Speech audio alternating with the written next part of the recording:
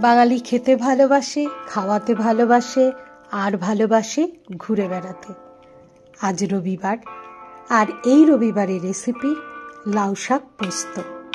যদিও শুধু পোস্ত দেইনি আমি, কিভাবে করেছি সবটা রইল এই ভিডিওতে। পুরো ভিডিওটা দেখার অনুরোধ রইল।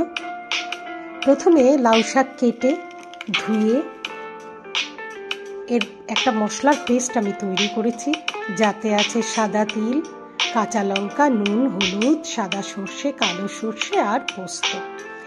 এই পেস্টটা তৈরি করতে সামান্য জলেরও ব্যবহার করেছি।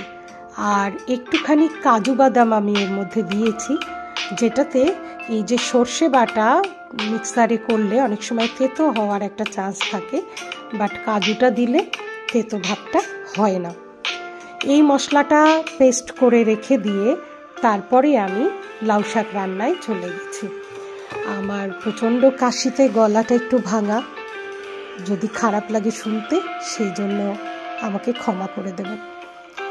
এবারে আমি কড়াইয়ে সাদা তেল গরম করে কালো জিরে, কাঁচা লঙ্কা ফোড়ন দিয়ে আলুটা একটু নেড়ে চেড়ে নিয়েছি, সামান্য নুন দিয়ে একটু ভেজে নিয়েছি।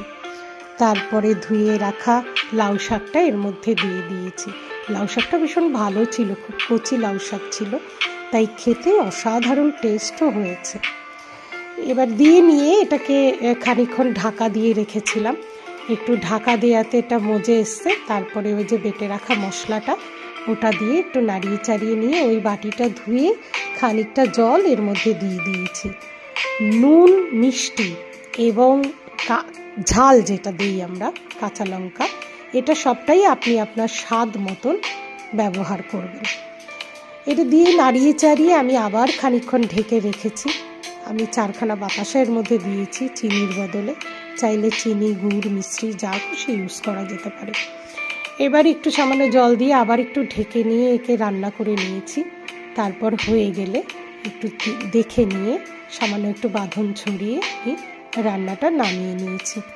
যদি আমার রান্না ভালো লাগে আমার চ্যানেলটি সাবস্ক্রাইব করে আমার পাশে থাকার অনুরোধ রইল, আর লাইক, কমেন্ট, শেয়ার করে ভিডিওটি সকলকে দেখার, জানার সুযোগ করে দেওয়ার জন্য অনুরোধ রইল।